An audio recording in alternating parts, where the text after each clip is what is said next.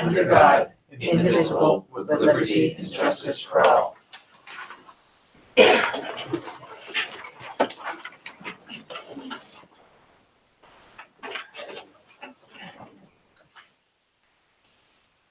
Okay, tonight marks the annual reorganization of the school committee post the election.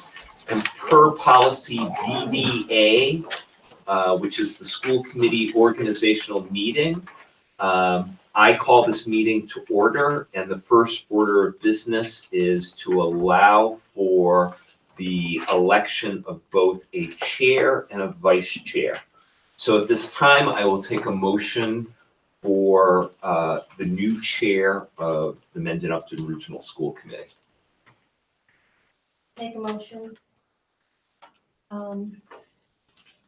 to nominate Sean as the new chair for. Second. Okay, so we have a nomination and a second for Sean Nicholson to take over as chair of the Regional School Committee. Is there any discussion?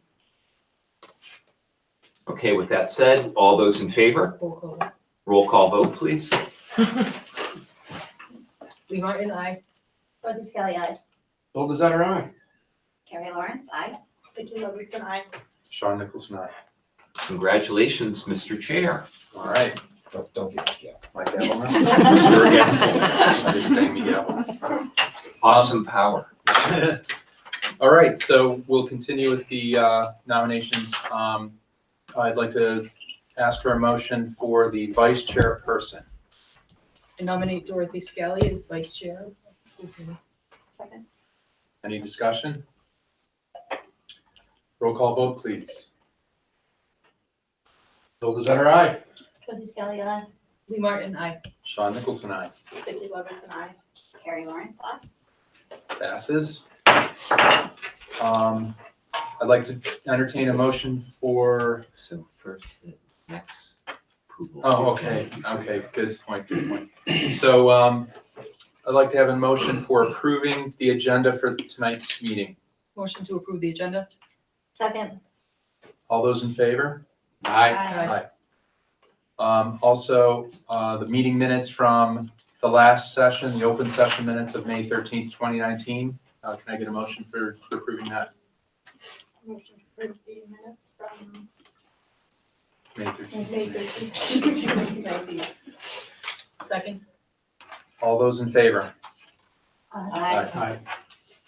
Okay, let's continue with the reorganization of the school committee. Up we've got next the position of secretary. Can I get a motion for nomination of a secretary, please? I'm making a motion to nominate Vicki for secretary again. Second. All those in favor? All those in favor? Aye. Aye. I didn't hear any opposed, so we'll move on to the next nomination. Can I get a motion, as you recall, Taft Library Trustee, we've had this position held by Lee Martin for the past few years.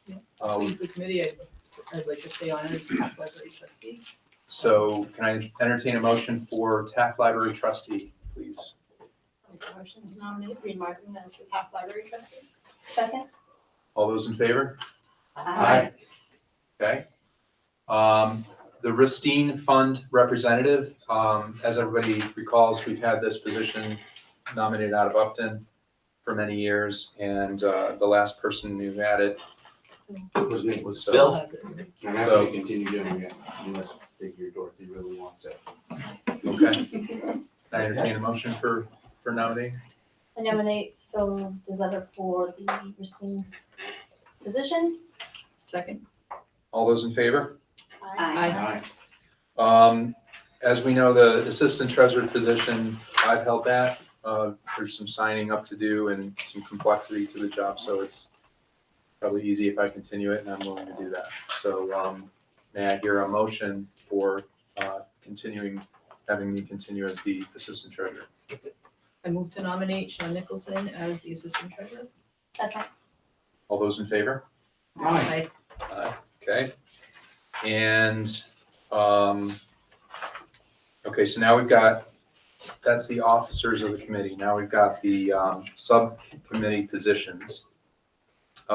Technically, if you don't mind, Mr. Chair, there's just 3 positions. You could probably handle them together because they're technically considered to be official positions. That would be treasurer, which basically Okay, is the signatory on invoices and checks. That's Joe Lakeview, who is also our Director of Technology Operations, the clerk of the school committee, which is Kelly, and myself as the Blackstone Valley Education Consortium okay, so representative. I so move. I can't make that. Okay. Sorry, I got fancy there. Do I hear a second? Second. All those in favor? Aye. Aye. So wait a minute, Sean motioned that? So I motioned that what Joe Those said, three. which was Joe Okay. Lakeview, Kelly McCowrath, and Joe for treasurer, SC clerk, and Blackstone Valley Educational Consortium Okay, and Lee seconded it. respectively. Yes. Okay. Mr. Robert from Oh, Robert's sorry. Rules is turning over. to Dorothy seconded. Oh, Dorothy, thank you. Yes. Card on this one.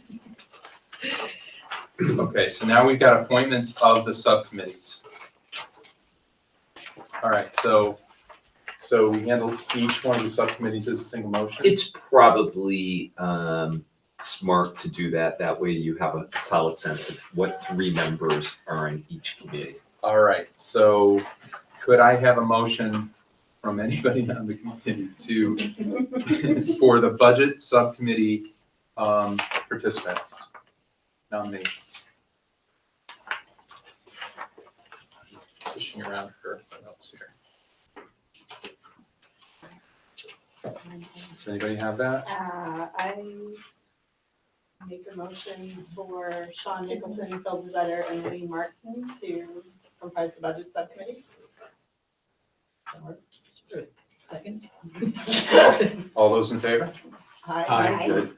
Now, can I get a policy subcommittee nomination motion, please? Go ahead, you can do it. Nominate myself. Yeah. Meet them on, I'll do it. Okay, I nominate Lee Martin, Dorothy Scally, and Vicky Levinson to be the policy subcommittee. do I hear a second? Second. Second from Dorothy, right? All those in favor? Aye. Okay, negotiation subcommittee is next. Can I have a motion to nominate for that subcommittee?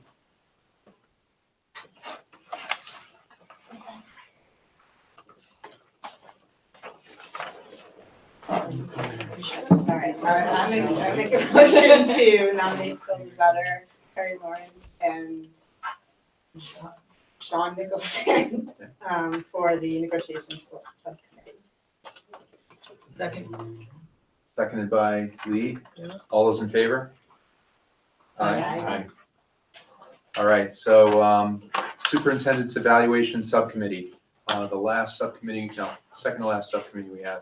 Can I get a motion for nominations for that committee, please? I'll make a motion to nominate Harry Lawrence, Vicky Levinson, and Dorothy Scally, superintendent's evaluation subcommittee. Second. Second by Dorothy. All those in favor, say aye.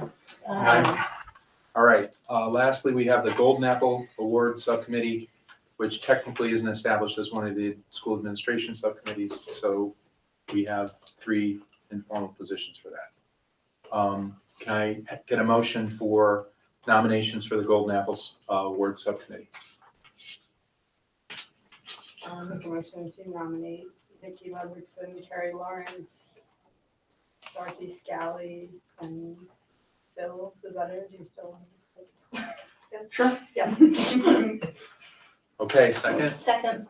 Second by Dorothy. All those in favor, say aye. Aye. All right, we are done with that. So, now let's move on to the student comments. All right, well, as always, I'd like to thank you guys for letting me be here and give the student comments for today. So, as you know, we're getting pretty close to the end of the school year, and I'm pretty sure that we're all excited to have a fun summer. So, starting off tonight, we have the Financial Wellness Fair, which is coming up. On Tuesday, June 4th, Nipmuc will be hosting a financial literacy fair for all sophomore and junior students. Before the event, students completed an interest inventory that focuses on their strength and identifies potential careers. Students then receive an assigned career and salary that might match up with their future employment. On the day of the fair, students make their way through the gym to various booths, in which they make decisions about how to spend their money. We have a variety of booths staffed by community partners for students to visit. These include both banks and local employers who represent all types of expenses. During the fair, students will have the opportunity to win fun prizes by spinning the Wheel of Fortune, playing financial bingo, and turning in their spending sheets for a chance to win the grand prize. The Financial Literacy Fair is an experience that challenges the students to make responsible decisions about how to spend their salary wisely, save for the future, and maintain financial wellness. Coming up soon also is the 21st Century Learning Conference. Nipmuc will be host to our next full school day 21st Century Learning Conference Day on Thursday, June 6th of 2019. Our conferences are the days when we throw away the traditional schedule of Nipmuc and with the help of professional partners organize a conference for our students. The conference is designed to connect the learning that takes place every day in our classrooms to the real world while centering around student interests. The upcoming conference will be called The Community as Our Classroom. This year we asked students, if you had the opportunity to learn locally, off campus, or outside for one day, where would you go and what would you do? Our hope is to get all students outside of the classroom and off campus for a fun day of learning. Next up, I'd like to recap the 2019 Fine Arts Festival. As I'm sure most of you knew that a few weeks ago, we held the Fine Arts Festival in the gym at Nipmuc, and it was a grand success. There were prizes distributed to multiple pieces, and both elective and standard art class pieces were put on display. We had judges come from outside of the school to judge the pieces, and overall it was a great success.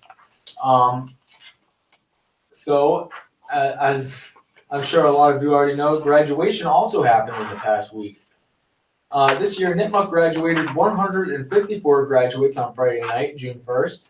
Class of 2019 speakers were Kate Nadolski, President, Kayla Salguerio, Christina Vincelet, Kaylee Williams, and some more, I think. The band and chorus performed as well as graduates Anita Lawrence and Angela Amorano, who sang an original song. So anyway, yeah, that concludes the student comments, and once again, I'd like to thank you guys for letting me be here tonight. Thank you. Thanks, Owen. So next Not up. to be out of order, but I think you're all lucky Owen wasn't up for any of the committees of the chair position. Well, thank you. You're doing very well doing this student comments, so we really appreciate it. We appreciate it, honestly. Thanks so much. So next up is community comments. Any comments from the community? Hearing none, we'll move on to the next. Superintendent's comments. All right, well, good evening, everyone. Just a couple quick things of note. I would echo Owen's comments with regard to graduation. Once again, absolutely lovely ceremony. And again, the class of 2019 just tops a terrific group of young men and women, just kind, compassionate, so a lot to be proud of. As I note in my background notes, something that I think is just absolutely remarkable is, just as a final update, and I know I reported on this like a couple months ago, we actually finished with 20 students who had the Massachusetts Seal of Biliteracy on their diploma. All 20 for being proficient in both Spanish and English. Majority of students were Spanish immersion students. However, there were some that just were upper level students and one who's a native speaker. So for a district our size, for a high school the size of Nipmuc to have 20 kids with that seal of biliteracy is absolutely remarkable because it's a super, super high bench. So hats off to our teachers who got our students to that place all across the district. Second piece, something that else that we're really pleased about is, and you'll see a little bit more about this, but our connection with the Consulate General of Spain, specifically the Education Office, it bears a lot of fruit for us as far as additional resources for teachers in the Spanish immersion program. The educational advisor, Manuel Colazo, will be in district this coming Thursday, as a matter of fact, to present diplomas to our 4th grade students in the program at Memorial as part of kind of just an informal ceremony for the transition to middle school. So once again, we're very proud of our relationship with the Spanish consulate and look forward to continuing that partnership for additional support and resources for our program. Okay. Next thing that I have, and this is per our policy JFBB on school choice, that before the conclusion of this school year, and then in August, to do a public accounting of officially how many school choice openings we have. Because of some of our budgetary challenges, which are I'm going to talk about a little bit later in the meeting. We have very, very limited school choice openings for next school year. So at Clough, the only opening is a grand total of 4 openings at the kindergarten level. There are 0 openings at Memorial, 0 openings at Misco Hill, and at Nipmuc Regional, 5 openings in grade 9, 1 opening in grade 10, and 1 opening in grade 11, okay?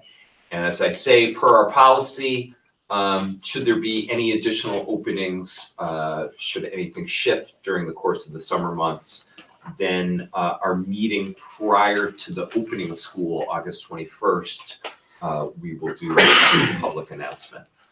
Okay, and that's my report. All right, very good.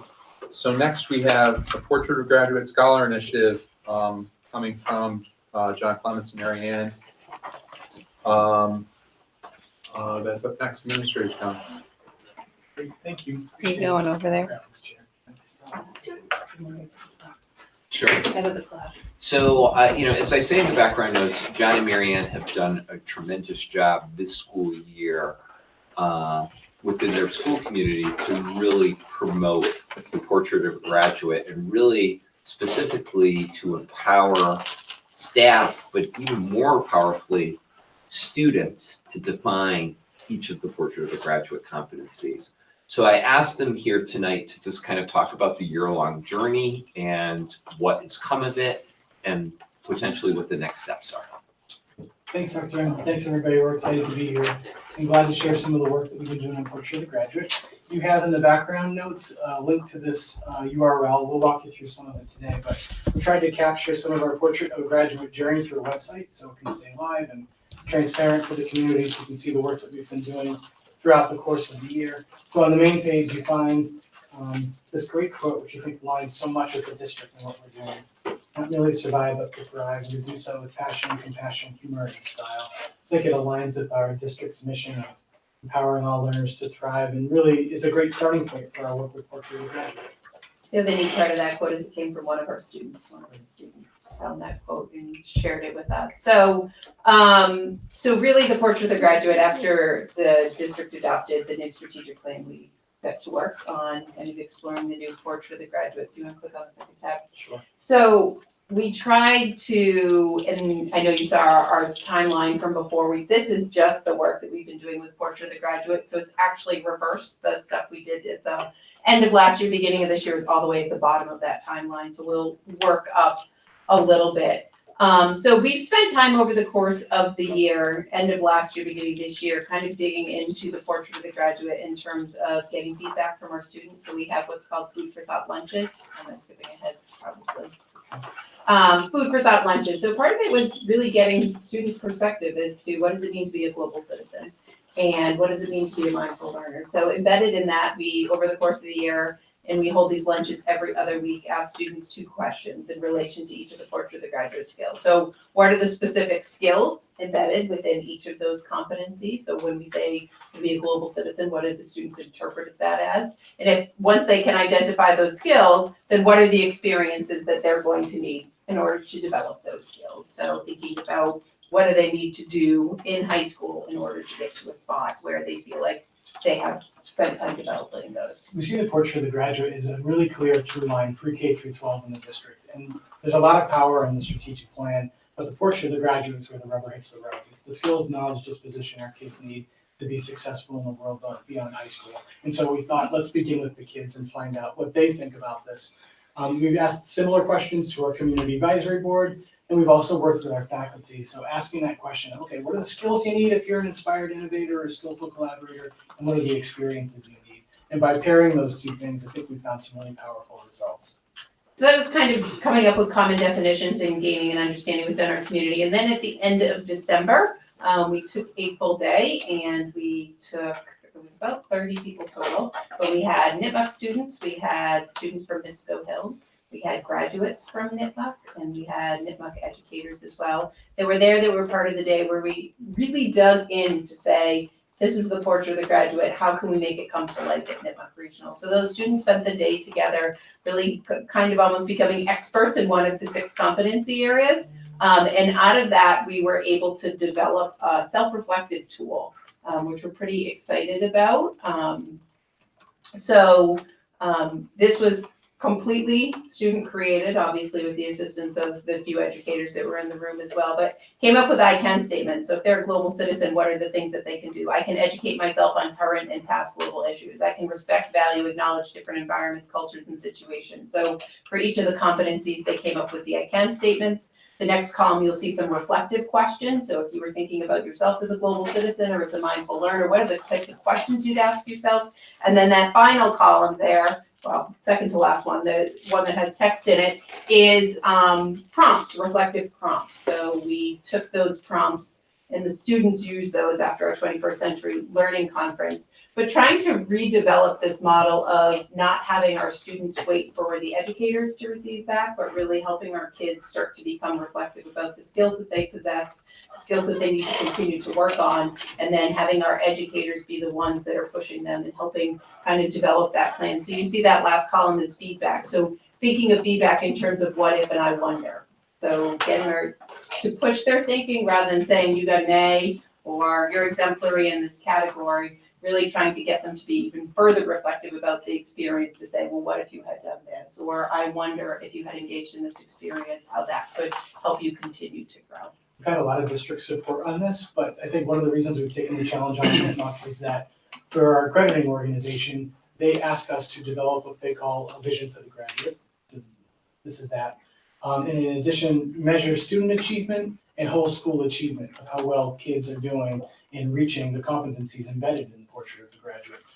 And so traditionally that has been done with the old school rubric: warning, needs improvement, proficient, and exemplary. And I think, you look at Inspire and you look at empowering all learners to thrive, it's not traditional. It encourages people to be on the forefront. One of the pieces of our vision is about changing the paradigm around education.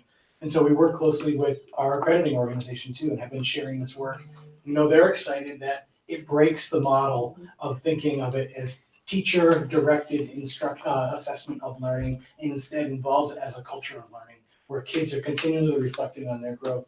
It also opens up the opportunity for some non-traditional learning experiences, what we call learning adventures. So things that kids encounter during their high school career that is on top of the solid instruction and the door-opening assessment that our teachers provide every day.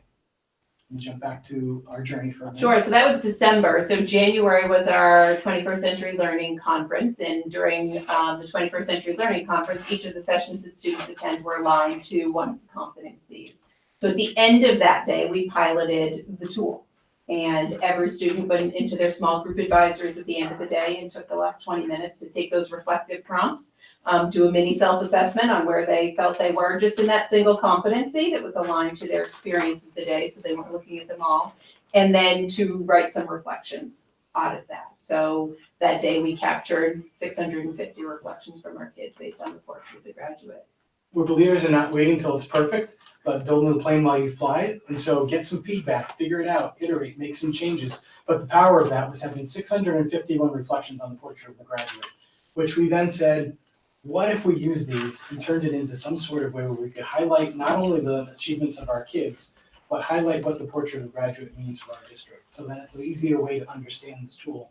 And so we went to our lead learner workshops. Again, those are our kind of reimagined department chair meetings where you have teachers and students and administrators sitting down together and working, their most important leadership meetings.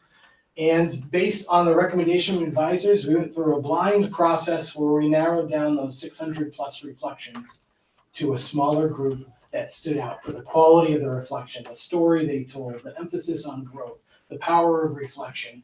And through that process, we whittled it down to 32 students' reflections, none of which had names on them, which was kind of an exciting part to see who's going to come forward as someone who's really embracing this idea and can model portrait of the graduate for us.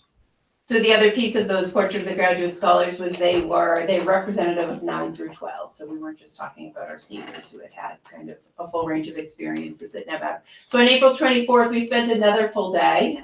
This time we spent it with those 32 students who were willing and ready to kind of jump into the challenge of reflecting on their experience and reflecting on themselves in terms of the portrait of the graduate. And we proposed this idea to them. We said, here's the process, here's what happened, you were selected through this. What we'd like to do is develop a digital profile and give you an extra quarter credit and provide you with a photographer who's going to take your picture and show you in different than a headshot that you would get from a school photographer and help us to advertise it. So some of it was just helping the kids kind of further build, their skills at reflecting, looking at themselves as learners and the uniqueness that's embodied in each of them. And part of it was kind of focused on the writing and the peer editing and the building of what was going to be that profile for them. And part of it, Diane Duncan spent the day with us and did photography for us. So part of it was they were being pulled outside to get their pictures taken. But at the end of that day, each scholar essentially had their profile done and ready to go. So if you click on the Meet the Scholars tab, if you're following along with us, we've put together, and we didn't force any students to choose kind of what competency they felt that they connected most with. Each scholar was allowed to choose the one that they felt resonated most with them or they had an experience that aligned with. So each of our scholars picked one of them. And then as you click into any of those students, it starts to become their story. So part of this is helping kind of see the uniqueness of our students, but also to redefine success. So what does success look like for each student? So on each of their profiles, you'll see this is Silvana's. She's got her bio up top in the white section.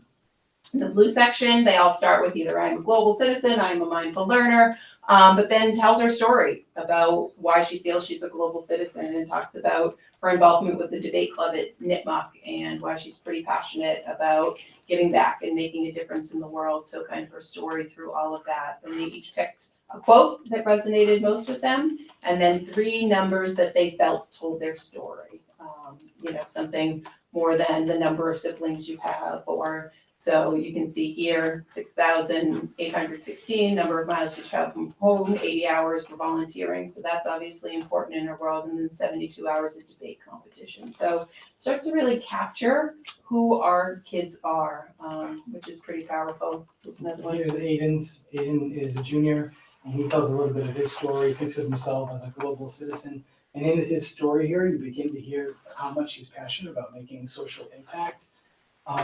It's personal aspects of their individual and their growing up and their moment, their aha moments, their epiphanies, intertwined with their school moments. And it tells a really powerful story. You see Aiden's quote, "Change will not come if we wait for some other person or some other time. We're the ones we've been waiting for. We are the change we seek." And then you've got his quotes there. It tells a little bit about him as a traveler, him as the goalie of our lacrosse team, and other accomplishments that he's excited about. Lily's is another one that jumped out to us. Lily, a student who found power in being able to express herself through poetry. It's really cool when you look at these, as you hear people who traveled from other countries, found a social cause they're passionate about, whose lives were changed by being a member of the Spanish immersion program, who found their courage and strength on the ski slopes, overcoming and persevering past injuries. Every single one of our kids has a story to tell that aligns naturally with the sense of the portrait of the graduate. Marianne mentioned we didn't ask any of them to choose a particular part of the portrait to reflect on, but they were all able to grasp a piece of it, make sense of it in a really personally meaningful way. And so I think it's kudos to the district, to the teachers and the parents, community members, and kids who put together this portrait, because it really rings true when you see these 32 stories and these 32 profiles.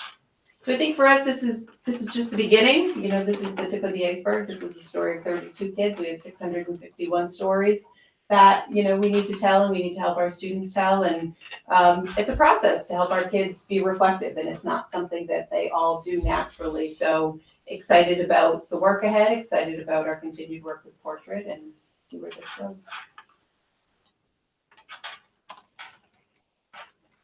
Outstanding work. It's Great. amazing. So where do you anticipate the next step would be? How are you gonna evolve this into, I don't know, it'd be nice, obviously, if we get all 650 kids on it, that's a step to take. But how is this going to help kids determine what they want to be in the future? I would assume that's where you're gonna go next. Yeah, so I think our intentionality in tying it to our 21st Century Learning Conference experiences at this point too. So it's about finding the experiences that our students need to develop those skills, right? So it's about determining what those skills are, finding the experiences, and understanding that everyone is at a unique point in their journey, right? So what someone might be very adept at the skills associated with being a global citizen, where someone else might need a set of experiences. So we talk about learning adventures. And I think that's a part of it. I think it's a part of helping our kids be reflective and then giving them the opportunities they need to really dig in and kind of learn by doing in some of these opportunities. And learning cross grades, I think, is powerful. I think extending this to the middle and elementary schools is going to be really powerful. You know, some of our scholars have already asked if they can work with middle schoolers to help middle schoolers do some of this work in being reflective. But yeah. So unsure I mean, of the end point, And but just naturally, I think being reflective, I think of all of a sudden realizing what you've accomplished, what your tendencies are, sure, how you can take those into the future, right? That's part of being reflective. So I'm, this is like, I look at this and I go, oh wow, I need this for college or college Sure. applications, whatever. But I'm wondering if that's what you're thinking. Right. Yeah, I mean, we wanted to get actionable with this and have some outcomes at the end. And I think the outcomes are the reflective tool in a way now to measure it and develop collaboratively with kids and teachers and everyone in the community. We've made a first stab and found some of the things that work well with the tool and some of the things that don't work with it. We've linked it now to part of our programming, but it hasn't been embedded in the day-to-day experiences at Nipmuc. So I think that is something that as a learning community, we have to tackle. How do we begin to bring this more to the Monday through Friday life at Nipmuc, as opposed to these big highlight learning events? At the same time, I feel like in these highlighted moments, you have a template of how it can scale to other opportunities within the district. And it's really powerful when you read the stories and you see what these kids are able to accomplish and how through the portrait, they're finding out who they are and what they're passionate and curious about. So it's the beginning of a journey for sure, but we feel like it's some progress. Thank you.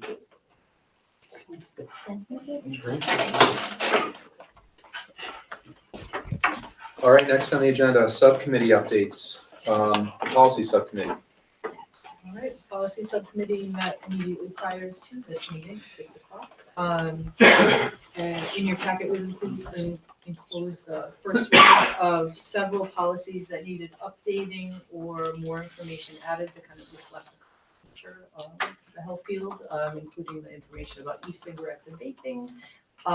Some nomenclature changes in terms of, changing inoculations to immunizations. There aren't major substantive changes, it's mainly upgrading all the way around on those. They kind of match up with state regulations and current practice. And we've been advised by Leslie McGinnis, who's taken a really great role in helping us kind of develop these policies and make sure they're consistent with both practice and the legal ramifications, so. Could you review just for refresher, what the process is for approving the changes to the policies? So this is our first reading, this is the first step, Right. right? And then we would go through. Typically, it's first read, second read, and approval. We can waive either first read or If there second was read. a sense of urgency where a policy needed an immediate change, then that first read could be waived and you could go directly to second read and approval. Okay, but this isn't the case for these. This isn't the case. This is just kind of being proactive in that Leslie, in her capacity as kind of overseeing the nurses in a kind of nursing coordination position, took it upon herself to kind of do a policy review of our handbook, of anything that was related to student health issues, and came forward with, I think it was a collection of about 7 or 8 different policies that kind of spoke to different health issues. So what you have in front of you kind of deals with a lot of issues around screening and around immunizations. And what will be brought forward will be, for next meeting is a first reading on some specific policies regarding field trips and some of the health requirements, particularly for overnight and field trips abroad. So there's more coming. There's more coming. Okay. Policies, yeah. So So just a quick question, so these are new policies? No, they're No, just they are not. revisions.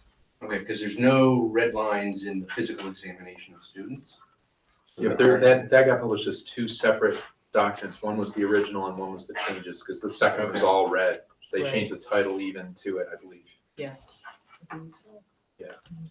Screenings are. Oh, so it's now screenings and physical examination? Yeah, the reason I included that is because And so are these changes driven from a legal perspective, or they're driven from a personal kind of perspective? no, it's to update them so that they're commensurate with some updated DPH regulations. And then some of them are, for example, the policy that is on, just give me 1 minute. The policy on tobacco-free schools Mhm. has an inclusion about e-cigarettes and vaping material. Okay. So that would be obviously an update. So this is our opportunity to go through the first reading, and we have any comments or suggestions or questions, we'll get the second reading as well, and then we have the opportunity to, okay? Any questions or further discussion? All right, moving on, we've got the budget subcommittee. So that I'm going to turn it over to you, Joe. Okay, thank you. So the budget subcommittee met a week ago tonight, I believe it was, or actually last Tuesday, to kind of review the status quo. Unfortunately, on the revenue side, the Senate budget was also remarkably disappointing, just like the House budget. They kept in place the House increase of $30 per student, so we did not pick up any additional revenue there. And they also increased regional transportation reimbursement by $2 million for the entire state, saying that that would represent a 2% additional increase in reimbursement.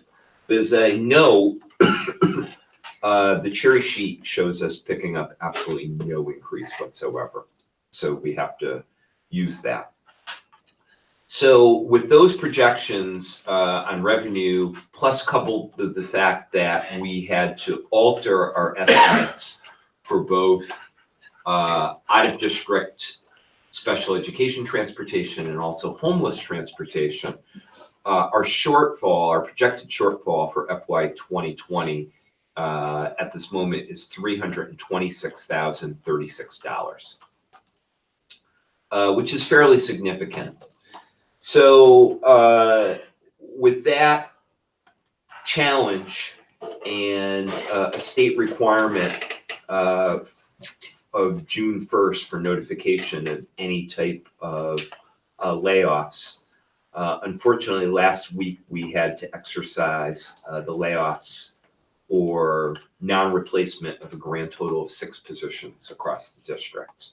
I detailed them. I will publicly delineate them now.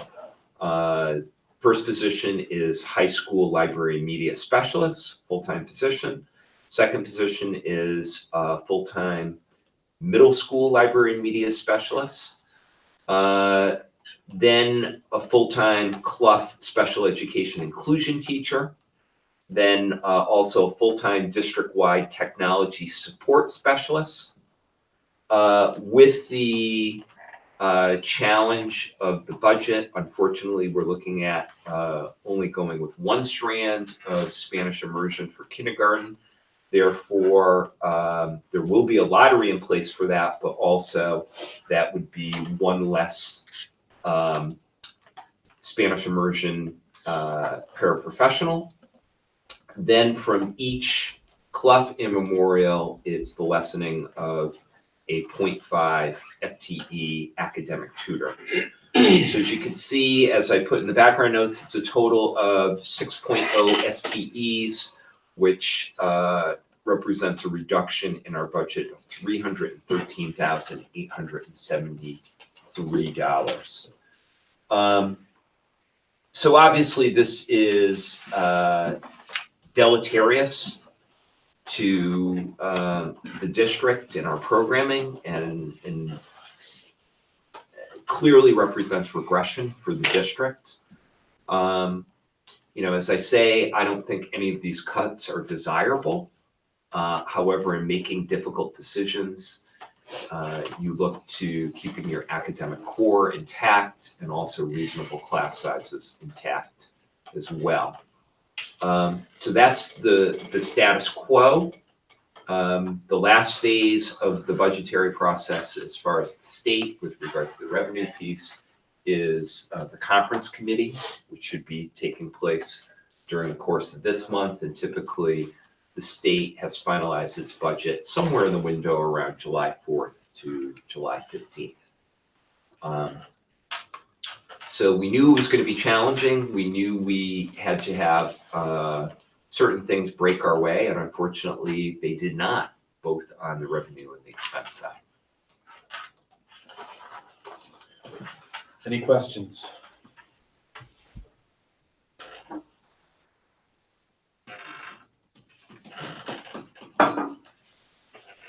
All right. All right, understood. So is there anything more we can do to communicate out this information to the public, to the towns and everybody, parents?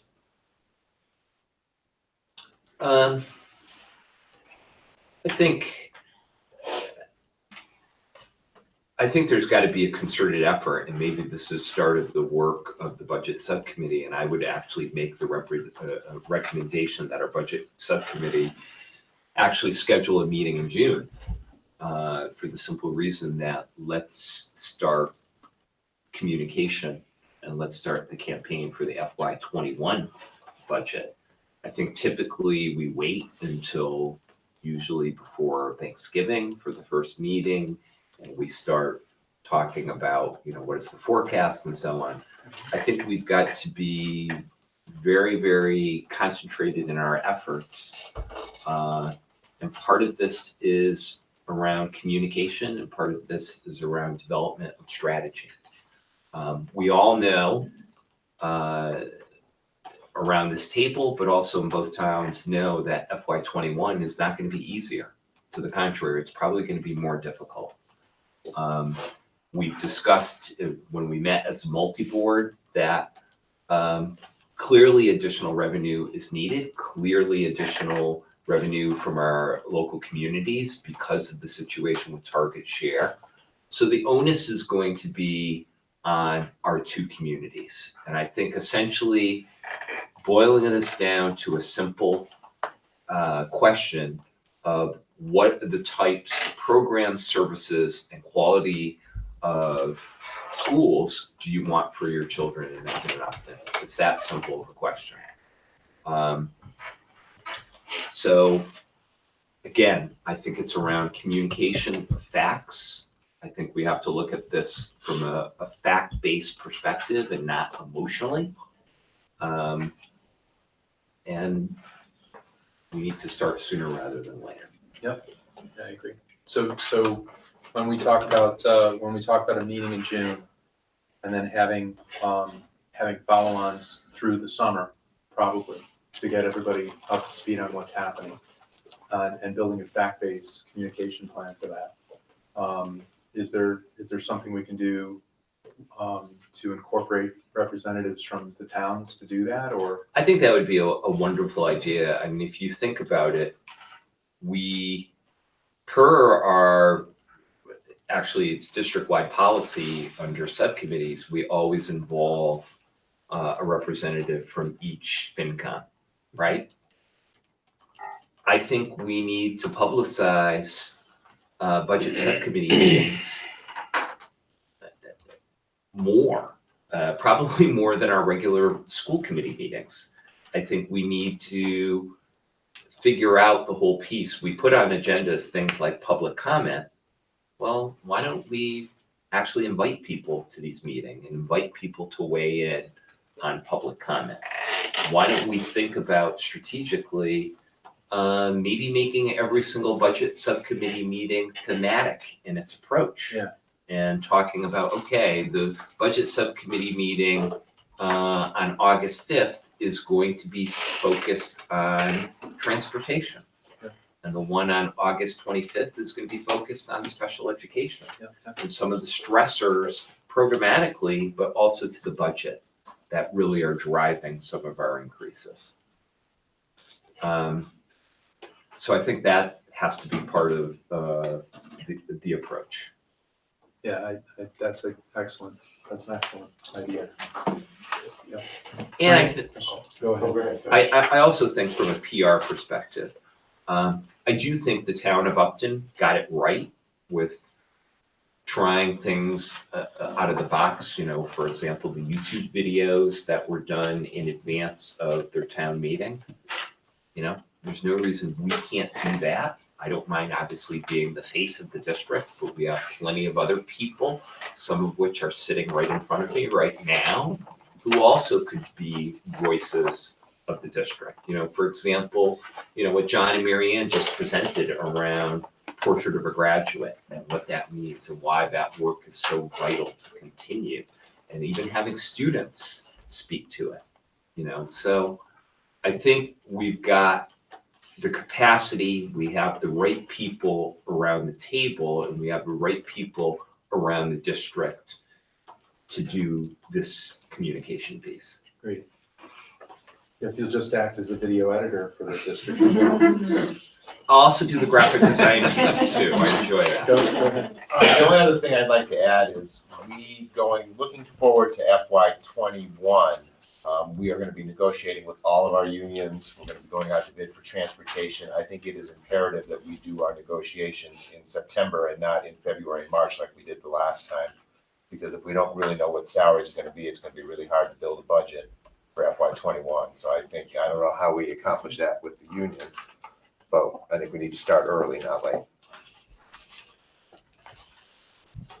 Good point. So if we get together in June, will we be able to have a hypothetical budget projection for next year? We can model things. Yeah. Absolutely. I I know there's a lot of I can do unknowns. that real easily. I've already done it partially. That would be good, because that'll give a basis to talk to people that I think will be a little bit more grounded than just hypothetical. Well, to your point too, Phil, is there a way that we can, because I did a little bit of the fiddling with the Chapter 70 spreadsheet that they publish online, but is there a way that we can reasonably project what the impact on the town is going to be, not just from a budget standpoint, but as far as state funding, all the different variables that go on, and we can actually change the variables and show people what their impact is of having different elements of the budget change. So, for instance, state funding, you know, the ability to increase the transportation funding from the state, what it would do. Just to give people perspective as to what our real dilemma is here. I do think, just very quickly, I think we can anticipate in FY '21 that our chapter 70 is gonna start out at $20 a student and probably get to a big whopping 30, and transportation is probably gonna be flat. We can hope for more, but I think that's what we have to build based on, is that things are gonna be pretty much the status quo, which means what, another $30,000 or $40,000 from the state. Yeah. Minimum contributions just factor into what the towns have to pay. I think they're probably gonna be similar to what they were this year as well. But again, we went through this year. The towns both had $500,000 and $600,000 increases, but they really couldn't afford that within their operational budget without spending all of their money on the schools. I don't think that's changing next year. I'm concerned about the misinformation that ends up going around and the confusion that all of that causes. And I think the meetings you're suggesting and the open forums are gonna really combat that if we have some good examples, so. Yep. Anybody wanna add anything more? All right, let's move on to the next topic, which is new business. Okay, so let's flip it and go from dark to light, okay? So we received probably a little bit, about a month ago now, the news, outstanding news that Misco Hill Middle School has received a grant from the American Student Assistance organization for the amount of $99,700 for the creation of the Misco Hill Inspired Innovation Center, which is a makerspace. So this really was a team effort of a lot of players, but I've got to give major props, major credit to Dave Quinn, who really has spearheaded this, who has really been the heart and soul of this and the primary author of this grant. So hats off, kudos. I've asked Dave to just kind of give a thumbnail sketch of what the grant will entail and what it means for our kids. So Dave. Thank you, Joe. I think you're being far too generous in how you're describing this. This was a total team effort from you, baiting the hook and getting the meeting. I just schmoozed a little. You schmoozed a lot. But to, Jen Mannion, Maureen Cohen, who were in that initial meeting, Paul Marshall, who's been instrumental in providing feedback, the fifth grade team, the department chairs at Misco Hill Middle School, Beth Gervais, Paul Schwab, the list of people just goes on, and it really is a team effort. This has also been a rather long process. It started with what was perceived as an informal conversation on the Wednesday before Thanksgiving. And, we kind of saw this as an opportunity just to kind of sell some of the things that we were doing, some of the grants that we had already processed. And then all of a sudden it took this really sharp turn. And a representative from ASA started saying, well, what's your vision for this makerspace? And what would you do with the money if you got it? And all of a sudden it went from being this informal meeting to an on-the-spot interview. And what resulted was the greatest performance of improv I've seen from a collection of people, where we started talking about how we wanted to put a digital media lab in here, and there would be a Raspberry Pi setup. We'd have a fleet of 3D printers so that students could get involved in digital fabrication with laser cutters and CNC cutters. And it got to the point where I think we bludgeoned this poor person, and she said, wow, I'd really like for my daughter to go to school here, if this is what you're planning. So we knew that we were in pretty good shape leading into it, but it was only as a result of all the people sitting at that table. So what's come out of it is the Inspired Innovation Center, and you'll note that it's really tied into the strategic plan, taking from John and Mary Ann's thread. We wanted this as a means of continuing to communicate what our core values are and what the core competencies are, and how do we create a space that helps make those a reality. So I just kind of frame it on a who, what, where, when, how. So again, it's a 3-year grant. We get the resources to reframe our curriculum and also put in the resources for items that are not possible. What ASA gets out of it is they're really curious about how experience in middle school can shape students on their career and career trajectory. Where we've kind of co-opted a little bit is we want our students not just to think of themselves as future employees, but future entrepreneurs, that they're job creators, because we strongly believe, and again, this is throughout our strategic plan, that, the future is not something that happens to our students, the future is something that they create. And we want them to leave empowered, and we see this as a springboard to launch them into Nipmuc and then hopefully to continue the thread throughout the district. So as Joe said, we received a grant for $99,700. The max was $100,000, so I didn't want to be greedy, so I left $300 on the table. So the next part of the what. So what is this going to be? And I think when we were imagining this at the table and we're talking with groups, I don't know if we have any Harry Potter fans in the audience, but anybody know what this is? Room requirement, right? So it's the space that whenever a Hogwarts student needed something or needed space, they would be able to have it. And that's how we thought about what would the room requirement look like for Misco Hill Middle School students. And that's really awesome, but also really abstract. So we need to look at what are some actual examples that we could draw from. So we started thinking about who's done this really well, and at the Albemarle Public Schools in Virginia, there's some of the national leaders of this work. This is an image from their high school makerspace, which is part, you get that digital media lab piece of it where students editing, I think, a podcast, see the fleet of 3D printers, and then the other side of the glass wall, there's woodworking, there's laser cutters within there. So this is what's possible in schools, but let's also think a little bit aspirationally. MIT is right down the road. We've been fortunate to cultivate some relationships with some folks at the Media Lab.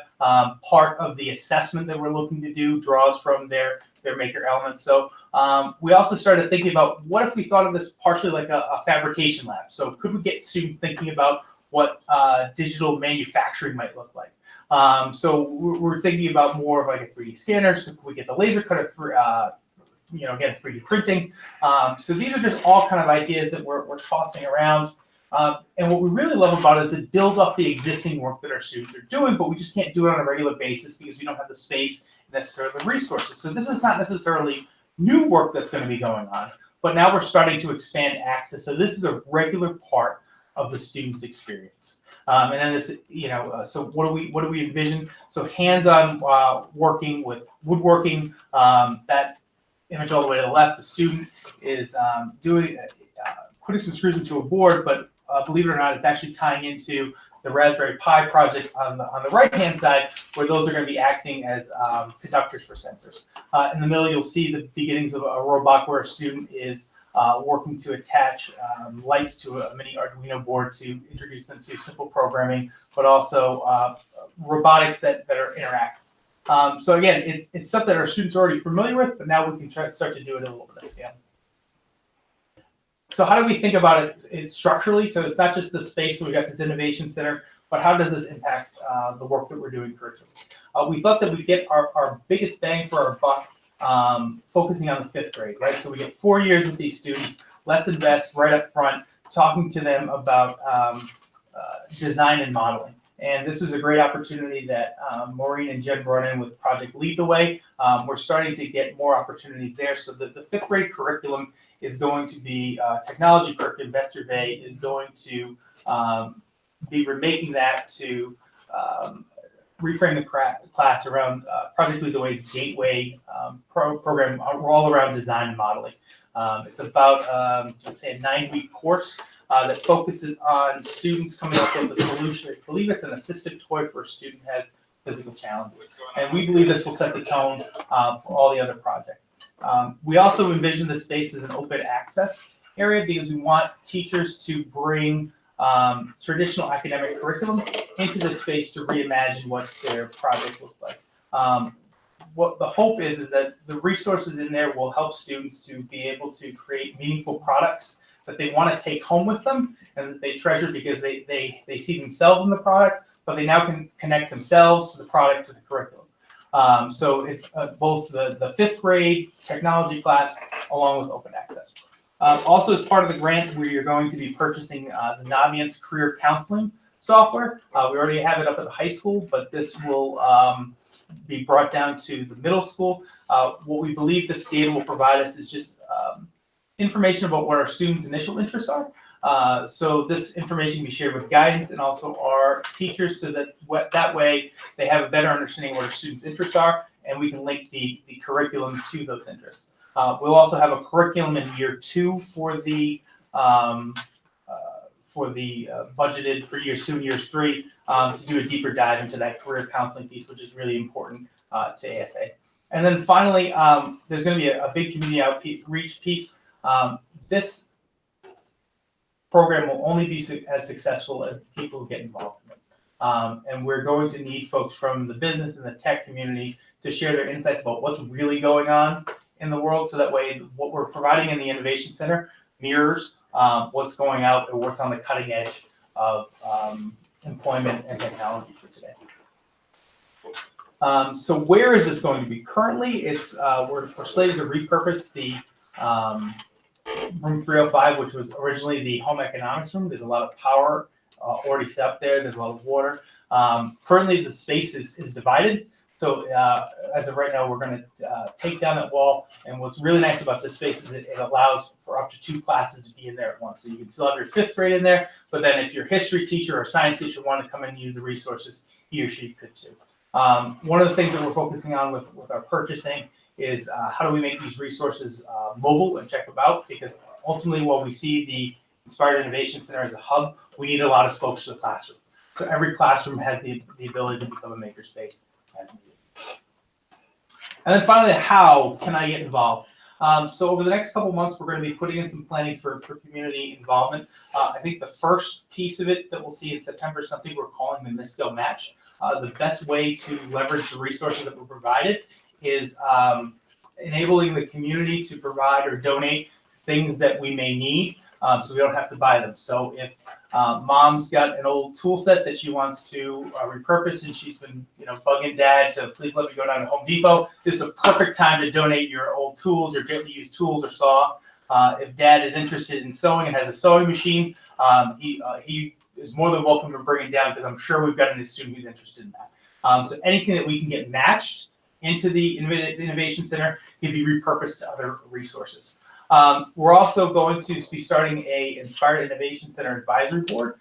This would be a quarterly group that would meet just to be updated about what's going on within the Inspired Innovation Center, the programming, our potential purposes. And what we'd like to do is get parents and other community members involved to help guide us and help us think through some of those decisions.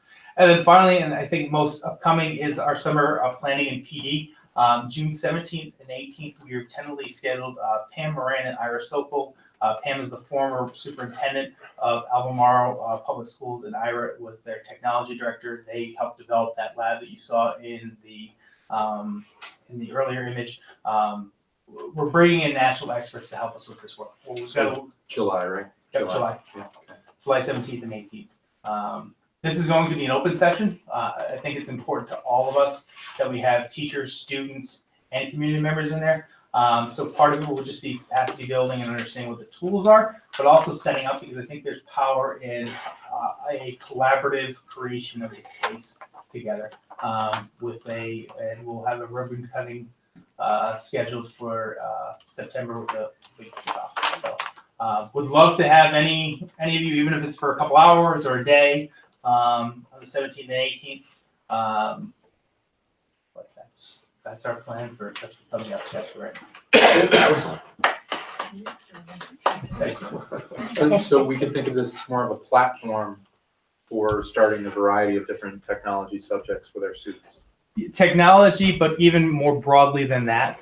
In our conversations with Pam and Ira, they also helped us start thinking about, well, what would it look like if we put a kitchen in there and provided opportunities for students who are interested in food preparation. So it's a way of drawing out interest in different skill sets for students. We purposely wrote the grant to be flexible in year 2 and 3 because we don't know what we don't know yet. And we didn't want to be locked into a vision that didn't necessarily fit as we got more information to be able to move.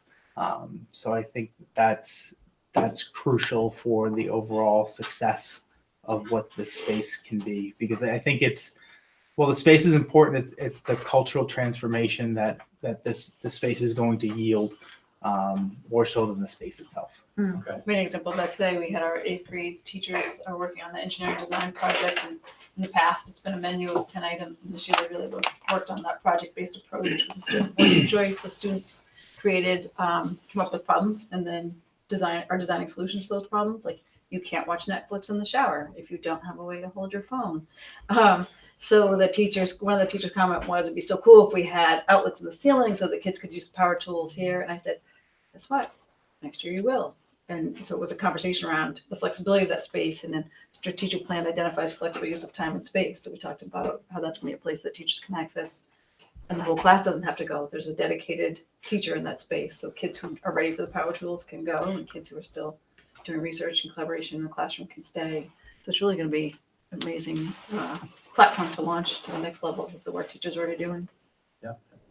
I think you mentioned something about fifth grade. Is it gonna initially be rolled out like as a pilot for the fifth grade and then out to everyone? And so what's the time frame? So the plan for this year is for fifth grade to get the design and modeling and the focus of learning what's in the resources, with the thought that we're also going to have a student ambassador program where we find that some of the best teachers in our building are actually our students, because they can bring awareness to our teachers about what resources are available or what might be possible. And then we anticipate the sixth grade curriculum would be revised alongside. We've also started a process for Inspired Innovation Fellows. We're looking for 4 teachers to kind of be our pioneers to pilot what's possible, to take, their math class or their science class and show their colleagues, hey, this is what we've done, this is what I've learned from the experience. And that gets our 6th or 7th or 8th graders in there already. And we expect to learn an awful lot from this first year, with the ultimate goal is that every student every year will have at least one project that uses the Inspired Innovation Resources Center. And I'm imagining it's probably going to be structured, at least to begin with. But if we're really successful, what it's going to look like is that as students, let's say in history class, and he or she has an idea for something meaningful that they want to make to demonstrate their understanding, they're going down to that center to either work in that space or get the tool that they need. So it's less about teacher directed and more like John and Mary talking about the student identifying what their need or what they're interested in, to be able to get that resource there. Hopefully also open after school as well for students to do more tinkering, because, as Jen was saying about the flexible use of time, we're working on a garden project. And this is Propose and I are working on a garden project, and those 45 minutes, those guys go by quick. So we need time for the students to do deep learning. And then one last thing, I also think it's a really awesome opportunity for teachers to engage in deep learning, because we all need that, right? Like I thrive off of it personally. I know my colleagues do as well. So we see the space as not just for student learning, but also for adult learning as well. Cool. Any other comments? Good. Can't wait to hear about the next step. Thank you, David. We have a few new business items here. You want to go through the other two? Yeah, sure, absolutely. I think tonight we'd be well served to kind of start a conversation around athletic user fees. Keep in mind the last 3 fiscal years, we have level funded athletics, both at MISCO. Realize the MISCO program, for all intents and purposes, is user funded. Okay, we only have a contribution, correct me if I'm wrong, Jay, of $10,000 towards transportation comes out of the operational budget. The NITMUG program is obviously a little bit more complex, and has more sports, more involvement, more expenditures. However, we're finding ourselves in a situation where we're looking at, for the 2nd straight fiscal year, a shortfall. So maybe, Jay, if you could talk a little bit about some of those challenges, and I know our athletic directors are also here as well to kind of speak to it, but maybe just to talk about the finances. Sure. As Joe said, we have level funded athletics for the foreseeable past, I would say, last 3 or 4 years. The problem we're running into with that is, although what we put in financially in the operating budget has stayed the same, things like coaches' salaries and transportation and cost of tournaments and all of the things that it takes to run the programs has continued to go up. So we're finding now that, quite honestly, we don't have enough money coming in with the fees at the structure they're at to cover the cost of the programs. The middle school, I know that Scott's, transportation costs, we funded 10,000. I want to say they were around 18 or 19,000 last year, and the rest was made up through user fees. At the high school level, you know, we did have a shortfall last year that I was able to balance off because we had enough operational funds that I could, in essence, transfer expenses to the operational budget to cover that. We're not going to have that opportunity this year.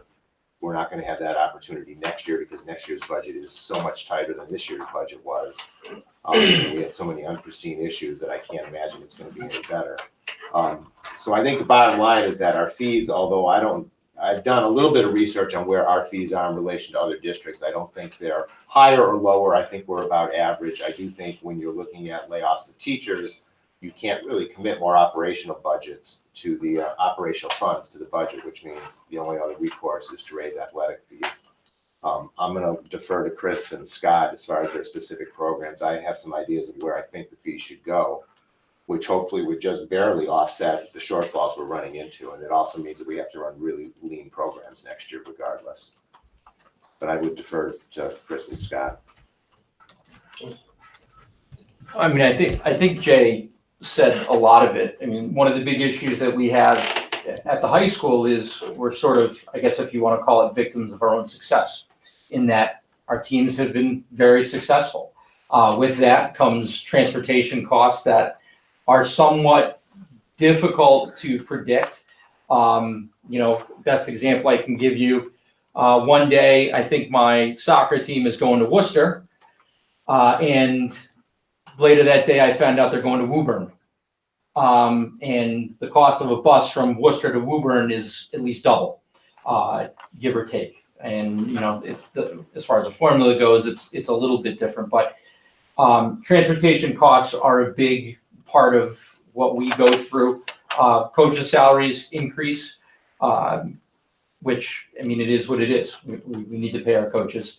Referee costs increase. The more games we play, the more refs we have to pay. If we're not traveling, we're paying referees.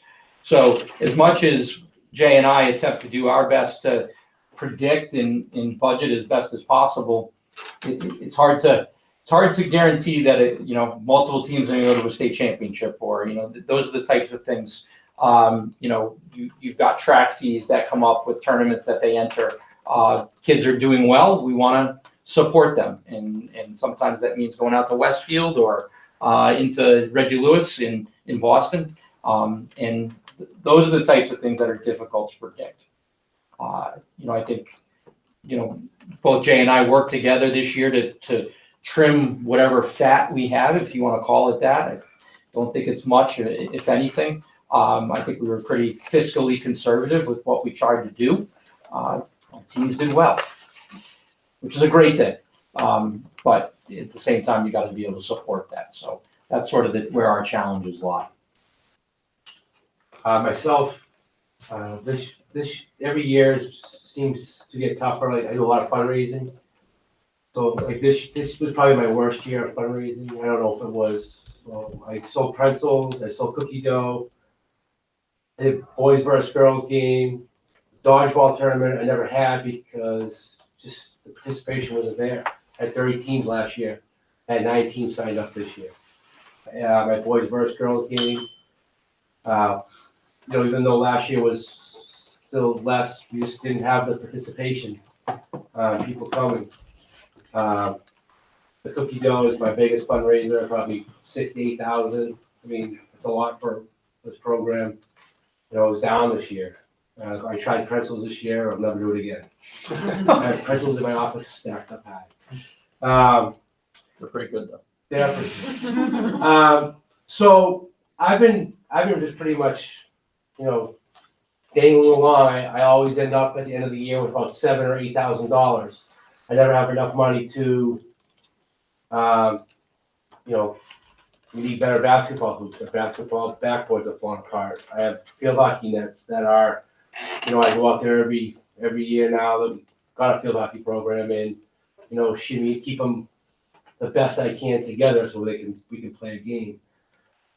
So I know that you guys have some numbers. I know I put together some numbers based on fees.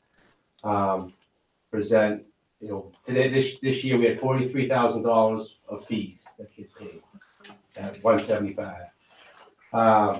If we were to raise it to 225, we'd be at 55,000. At 250, this is based on a participation of 248 kids, 62,000. With my expenditure this year of 60,000. So that would pretty much cover, a 250 would cover the budget. And hopefully with some still fundraising, we'll be able to put back in the program and, you know, like, get the new uniforms that are coming up. Maybe get some new nets, maybe get some cooperative with the youth, with the basketball hoops and stuff.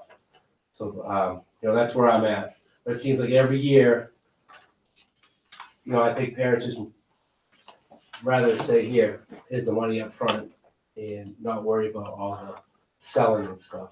I have to change my fundraisers to a different avenue besides selling. But we're dangling right now,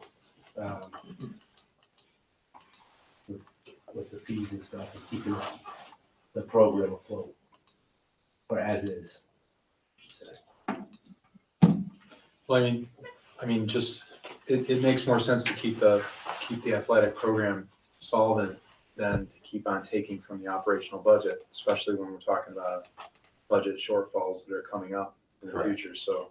Like I said, I was able to do it last year because we finished stronger last year. This year, we had so many unforeseen issues with building maintenance stuff that we're gonna just barely squeak by. So, you know, not only do we need to overcome what's gonna be a shortfall in the NIPMUC budget, you know, the middle school one is only down like 1,500 from where it started, but it started with around 8,000. The high school program started with about 500. It's gonna be down substantially. We need to make that up. I would agree that the fees need to go to around 250. I know that sounds like a large increase, but that would bring in about 35,000 to the high school program. That should hopefully settle it out. And then we just have to be really, really strict next year about what we do, which doesn't really help the program because, you know, Chris has done a really good job of building that program up. We've got successful teams. We had uniforms that were worn out that we needed to replace. We may have to postpone some of that for a year or so just to make sure we can get things back on the right track. But we can't continue to run at the 195. If we do that, we either need to put money into the operational budget or cut programs, and I don't think that's the way to go at this point. Right. Just to jump into about one, you know, I appreciate the program is strong and teams are winning.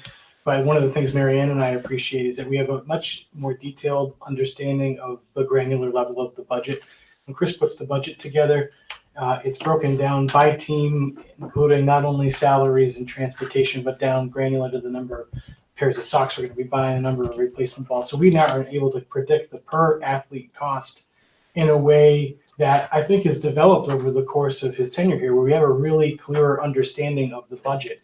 It's a complicated budget to estimate and to manage, and so while I've heard we've had some success and that's added additional cost, I think one of the things that I've appreciated through the past few years is just gaining an understanding, deeper, more detailed understanding what the cost of the program is.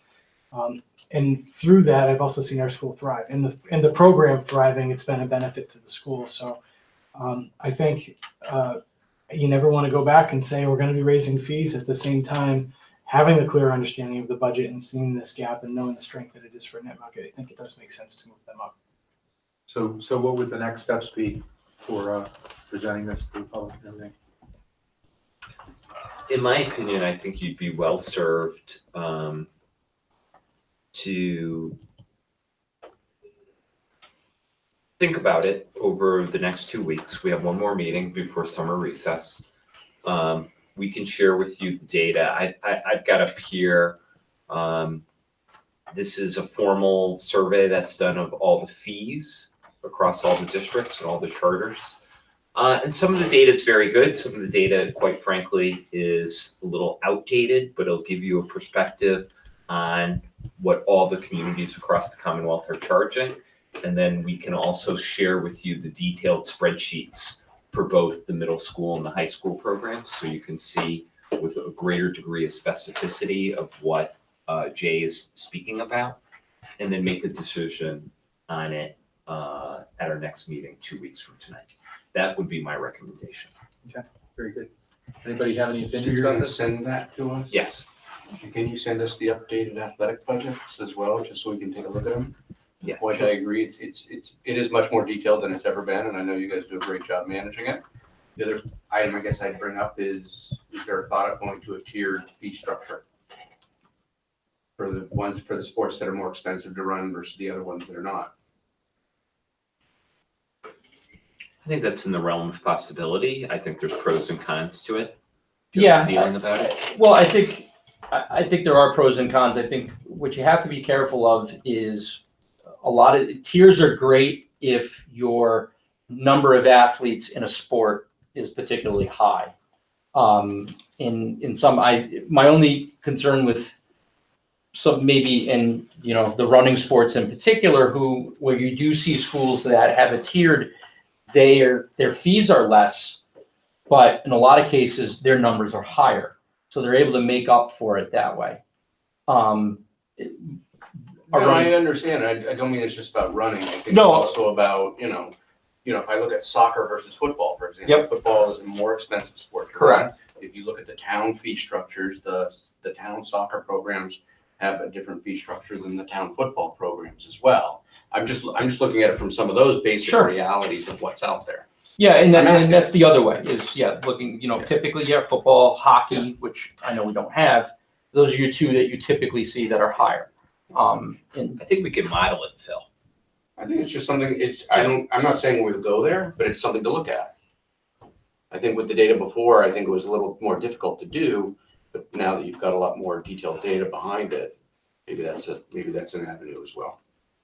That's just a thought. But I do agree with John with what you said before. It's kind of like we have to look at doing something, because if we're basically reducing staff, and if we look at next year, we need to make sure that we're kind of balancing those things out. Agreed. Any other comments?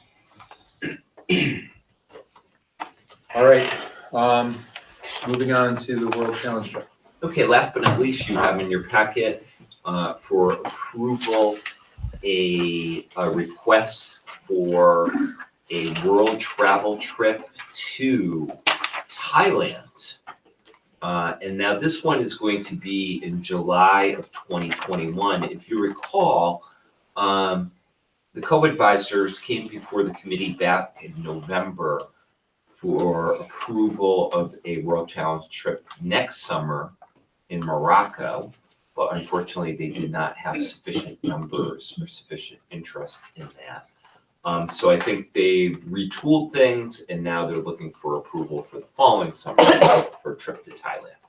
I don't know, John, if you have anything to add to that. You got it. And one of the neat things was they talked to the student who was signed up for Morocco and involved him in the planning session with the World Challenge group and helped. And he had first say in kind of picking this Thailand trip and then bouncing off of their ideas. So really cool element of student agency there. But we're big believers in World Challenge. They do an awesome job. The support is fantastic. We had a couple of health issues come up while students were on their trip to Iceland. Their center was in communication with me nonstop, constant updates, support to parents, rave reviews. They do a great job. It's not your typical field trip. It's a service trip, leadership trip, and also get to see the world and experience global citizenship. So we're big fans of World Challenge. We've been doing it for what, 15 years? Yeah, Probably at least. Yeah. So I guess we've got to entertain a motion for approving the World Challenge trip. Make a motion to approve the World Challenge trip to Thailand summer of 2021. Second. Very good. You can battle it out who gets the second trip. All those in favor? Aye. All those opposed? All right. The trip is approved. Thank you.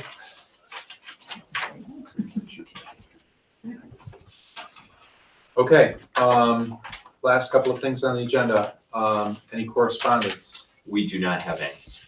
Any other matters not anticipated by the committee within 48 hours of the posted meeting? None seen.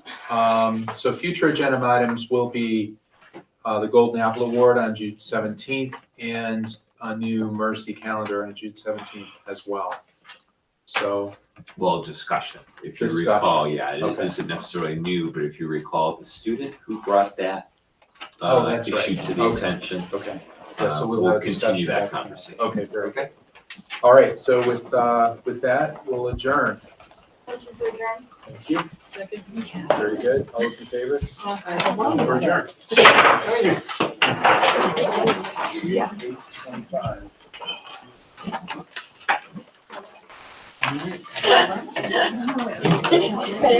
No.